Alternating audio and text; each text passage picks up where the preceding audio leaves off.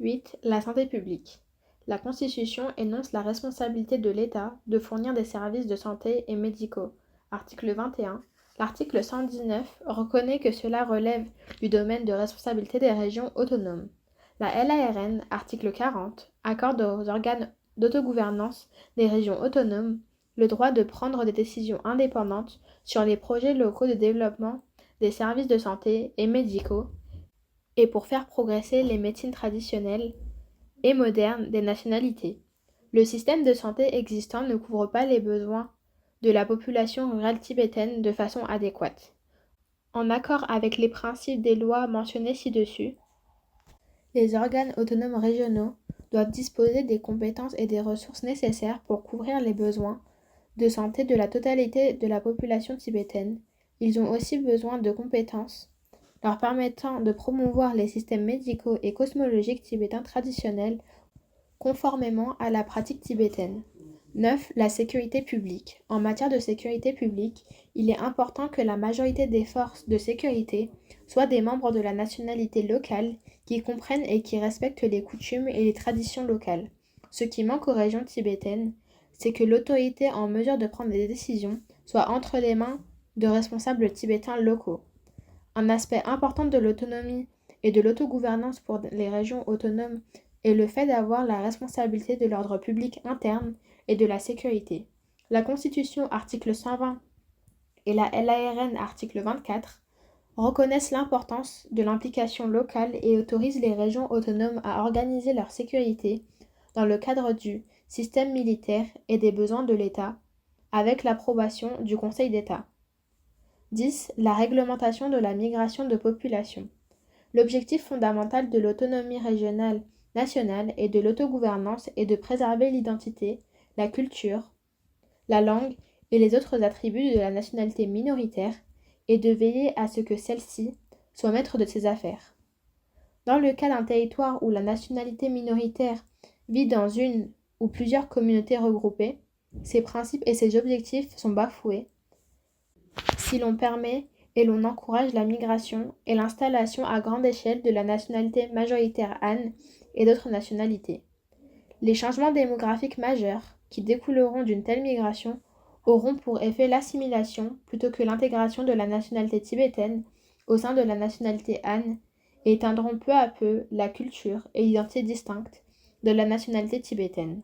En outre, l'arrivée d'un grand nombre de Han et de personnes d'autres nationalités dans la région tibétaine modifiera fondamentalement les conditions nécessaires à l'exercice d'une autonomie régionale, étant donné que les critères constitutionnels pour l'exercice de l'autonomie, en l'espèce que la nationalité minoritaire vive dans des communautés compactes sur un territoire donné, ne seront plus remplis, mais sapés par les mouvements et les transferts de population. Si ces migrations et ces installations devraient se poursuivre sans aucun contrôle, les Tibétains ne vivront plus dans une ou plusieurs communautés compactes et n'auront plus le droit, selon la Constitution, à l'autonomie régionale nationale. Cela contreviendrait au principe même que la Constitution énonce dans son approche de la question des nationalités. Il y a un précédent au sein de la République populaire de Chine quant aux restrictions de mouvement ou de résidence de ses citoyens. On ne reconnaît aux régions autonomes que d'une manière très limitée le droit d'élaborer des mesures visant à contrôler la population de passage dans ces régions. Pour nous, il serait vital que les organes autonomes d'autogouvernance disposent de l'autorité de réglementer la résidence, l'installation, l'embauche ou l'activité économique des personnes qui souhaitent emménager dans les régions tibétaines en provenance d'autres régions de la République populaire de Chine, afin qu'ils puissent garantir le respect et l'accomplissement des objectifs du principe d'autonomie. Il n'est pas dans notre intention d'expulser les non-tibétains qui se sont installés de façon permanente au Tibet et y ont vécu et grandi depuis un temps considérable. Ce qui nous préoccupe, c'est le déplacement massif qui en résulte dans de nombreuses régions du Tibet, principalement constituées de personnes de nationalité Han, mais aussi d'autres nationalités et qui bouleversent les communautés existantes, marginalisent la population tibétaine et menacent son fragile écosystème. 11. Les échanges culturels, éducatifs et religieux avec d'autres pays. Outre l'importance des échanges et de la coopération entre la nationalité tibétaine et les autres nationalités, provinces et les régions de la République populaire de Chine dans des domaines relevant de l'autonomie comme la culture, l'art, l'éducation, la science, la santé publique, le sport, la religion, l'environnement, l'économie, etc., la LARN, article 42, reconnaît aux régions autonomes le pouvoir de mener de tels échanges avec des pays étrangers. 5. Application d'une seule administration pour la nationalité tibétaine au sein de la République populaire de Chine. Pour que la nationalité tibétaine puisse se développer et prospérer avec son identité, sa culture et sa tradition spirituelle distinctes, à travers l'exercice de son autogouvernance sur la base des besoins tibétains mentionnés ci-dessus, la communauté tout entière, y compris les régions que la République populaire de Chine qualifie aujourd'hui de régions autonomes tibétaines, devrait être considérée comme une seule entité administrative. Les partitions administratives actuelles, qui conditionnent la façon dont les communautés tibétaines sont gérées et administrées par les différentes provinces et régions de la République populaire de Chine, encouragent la fragmentation, favorisent un développement inégalitaire et affaiblissent la capacité de la nationalité tibétaine à protéger et promouvoir son identité culturelle, spirituelle et ethnique commune. Au lieu de respecter l'intégrité de la nationalité, cette politique entraîne sa fragmentation et ne respecte pas l'esprit de l'autonomie. Alors que d'autres minorités importantes telles que les Ouïghours ou les Mongols se gouvernent quasiment elles-mêmes au sein de leurs régions autonomes respectives. Les Tibétains sont traités comme s'ils constituaient plusieurs nationalités minoritaires plutôt qu'une seule. Amener tous les Tibétains résidant dans les régions qualifiées de régions autonomes tibétaines à vivre sous une seule entité administrative est totalement conforme aux principes constitutionnels énoncés dans l'article 4, également présent dans la LARN, article 2, selon lequel l'autonomie régionale est pratiquée là où les populations des minorités nationales vivent en communauté compacte. La LARN qualifie l'autonomie régionale nationale de politique de base du Parti communiste chinois pour régler la question nationale en Chine, et explique dans sa préface sa signification et son objectif.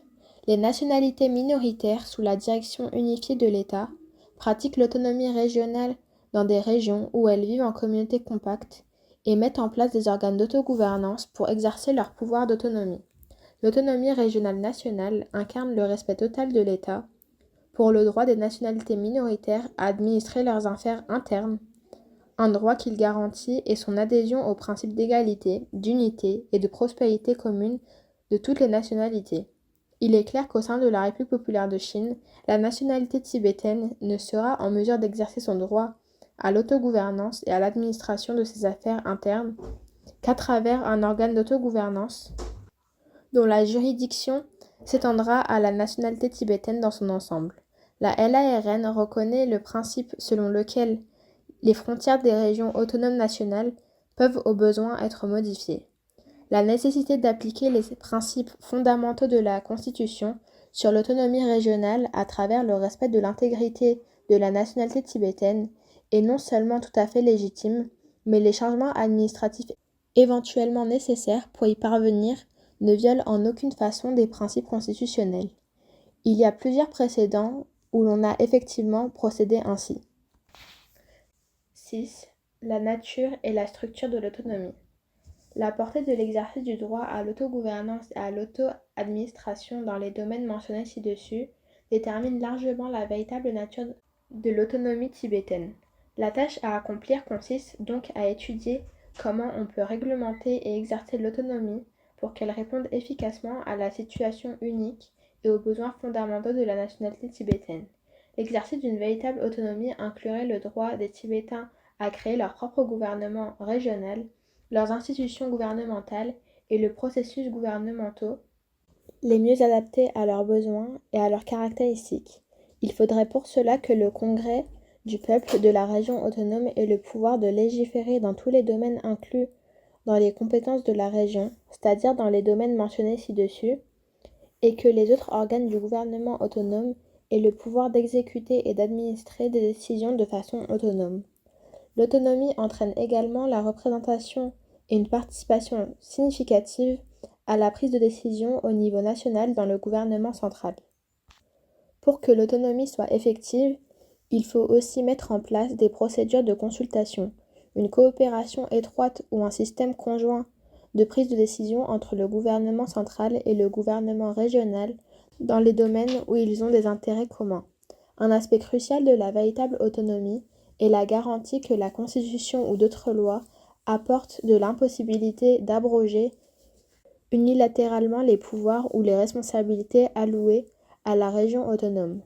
Cela signifie que ni le gouvernement central ni le gouvernement de la région autonome ne devraient pouvoir modifier les caractéristiques fondamentales de l'autonomie sans le consentement de l'autre partie.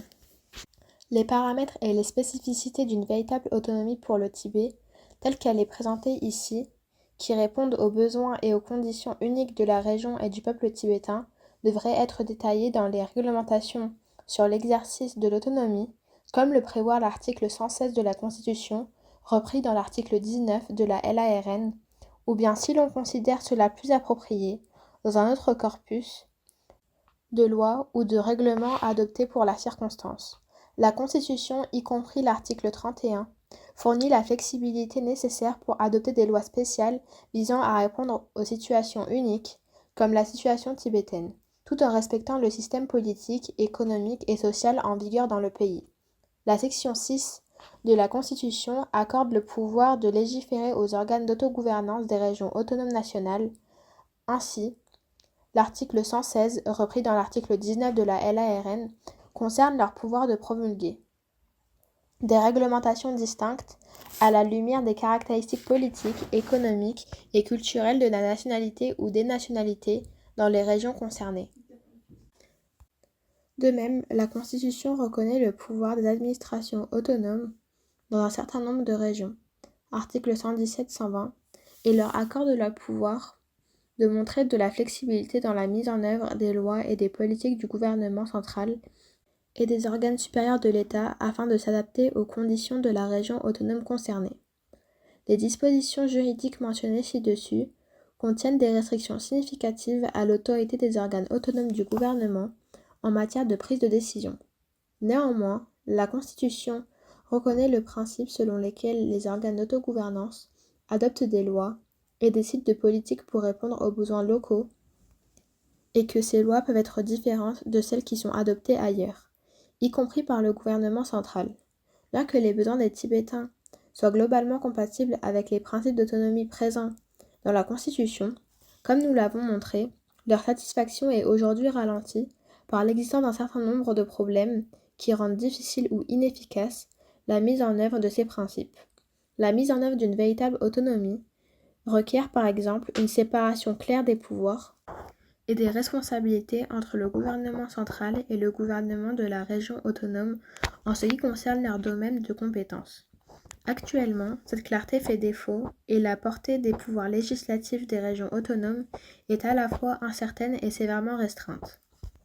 Ainsi, alors que la Constitution s'attache à reconnaître que les régions autonomes ont le besoin spécifique de légiférer sur de nombreuses questions qui les concernent, les termes de l'article 116 exigeant l'approbation préalable au plus haut niveau du gouvernement central par l'intermédiaire du comité permanent du Congrès national populaire entravent la mise en œuvre de ce principe d'autonomie.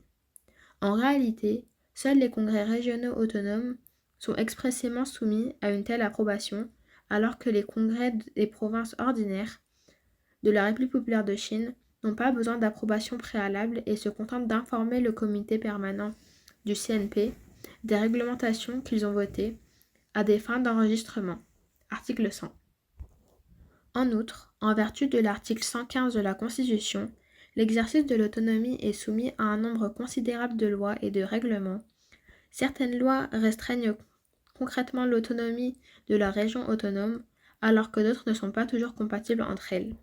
En conséquence, la portée exacte de l'autonomie n'est pas claire et n'est pas fixée, puisqu'elle est modifiée unilatéralement par la promulgation de lois et de règlements au niveau les plus élevés de l'État, et même par des changements de politique. De plus, il n'existe aucune procédure adéquate de consultation ou de règlement des différents pouvant surgir entre les organes du gouvernement central et ceux du gouvernement régional quant à la portée de l'autonomie et à son exercice. Aujourd'hui, en pratique, L'incertitude qui en résulte limite les initiatives des autorités régionales et entrave l'exercice d'une véritable autonomie par les Tibétains.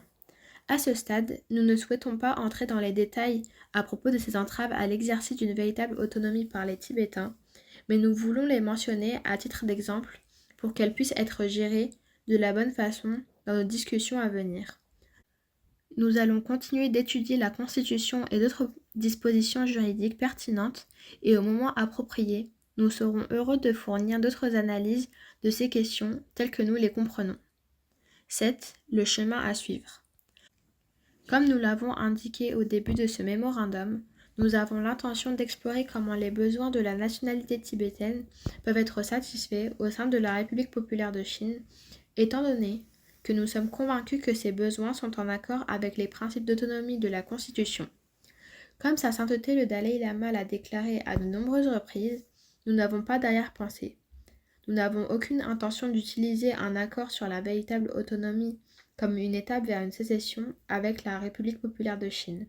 L'objectif du gouvernement tibétain en exil est de représenter les intérêts du peuple tibétain et de parler en son nom. Dès lors, ce gouvernement ne sera plus nécessaire et sera dissous dès qu'un accord sera trouvé entre nous. De fait, Sa Sainteté le Dalai Lama a réitéré sa décision de ne jamais accepter aucune fonction politique au Tibet à l'avenir. Néanmoins, Sa Sainteté le Dalai Lama a l'intention d'user de son influence personnelle pour veiller à ce qu'un tel accord ait la légitimité nécessaire pour recueillir le soutien du peuple tibétain. Au regard de ces engagements forts, nous proposons que la prochaine étape de ce processus soit un accord sur le fait d'entamer des discussions sérieuses sur les points soulevés dans ce mémorandum. Pour ce faire, nous proposons de discuter et de nous mettre d'accord sur un ou plusieurs mécanismes mutuellement acceptables et sur un échéancier pour y parvenir efficacement.